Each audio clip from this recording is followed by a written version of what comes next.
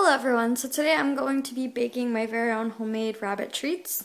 Basically for the recipe that I'm using, all you need is your rabbit's pellets that it normally eats. This is optional, but they said you can put, I'm just using some alfalfa hay, pretty much, like there's some dust at the bottom. And I'm going to be taking some of that and using that in with the mixture of the pellets for the dry part. And then the other thing I'm going to be using is crushed mint. I just got this from the health food store, so it's organic mint. These are basically Bok Choy banana mint cookies for your rabbit. So the other part is going to be for like the mushier base, it's going to make the dry food stick. I'm just using banana, not all of this, don't worry, I'm going to cut it, and then also some bok choy as well for the rabbit. Alright, so the first thing you're going to want to do is just measure out, you can either do a full cup of the rabbit pellets, or if you want to do it half and half, you can just do a half a cup of rabbit pellets and a half a cup of like the leftover kind of hay dust at the bottom. I'm just going to go and measure out a half a cup of his pellets there. And then I'm going to add in the hay. Where Winston's still a baby, he can have the alfalfa and it won't be too fattening for him. So if you're doing this for an adult rabbit, I suggest using whatever type of hay your rabbit normally eats on a daily basis. So I have that in the bowl, and right now I'm just going to grind up the pellets, so I'll be right back. Okay, so here's what it kind of should look like all grounded up. It says online to use a coffee grinder, or if you have the legit like bowl and spoon to grind spices down, you could grind the spices, not the spices, but the rabbit pellets and the hay dust that way. But for me, living the life of a university student, I don't have either one. So I basically just like took each individual pellet and like ground it like that for like, oh, I don't know, probably 20 minutes. And then I decided to just put it all in a plastic bag. And then I just hit it really hard with like this several times. So eventually, like, I mean, it is pretty much grounded up. As you can tell, there's some of it that's not really like, it's supposed to essentially all be like dusty like that.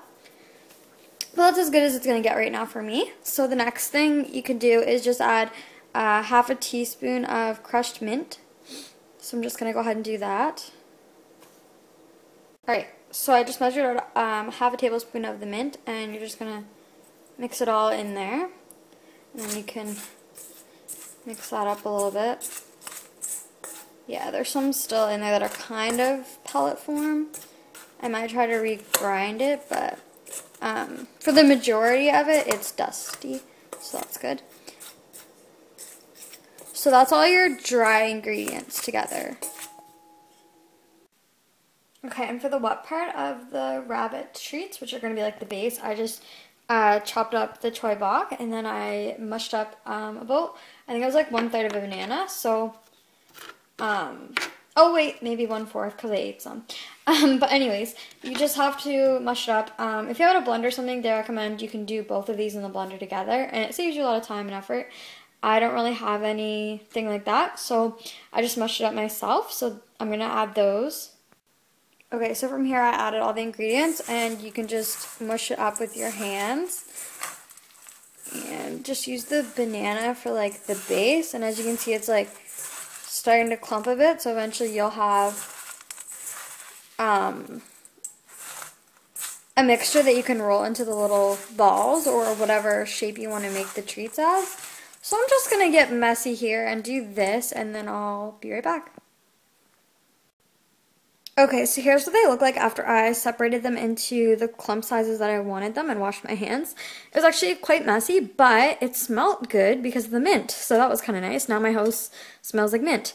Anyhow, yeah, so I just made up like 15 of those, like medium to large sizes. So, alright, so I'm told online that you just want to put it on to 375 for about 25 minutes, I suppose. I'm going to be checking them, obviously, but... So anyways, they're going to go in looking like this, and I'll show you after. Okay, so here's how they turned out in the end. They're a little bit browner. I'm just going to pick one up, and so see, this is what they look like in the end.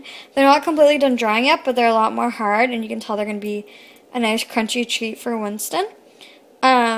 So yeah, I just got a little tiny bit brown on the bottom, and that's kind of how you want it. You don't want it to obviously burn. So I'm just leaving them all right now to dry a little bit more and cool down because it's still quite hot. And then I'm going to put them into a container so then they keep fresh. Yeah. Oh, looks like it's a hit.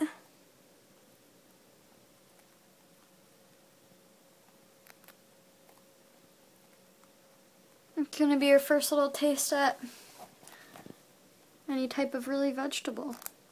Yeah. Yeah. So obviously I'm not going to give these to him like every day or like all the time. They do have like obviously the banana in it, so I mean it is kind of a higher sugar content, especially for him, so that's a good boy, Winston.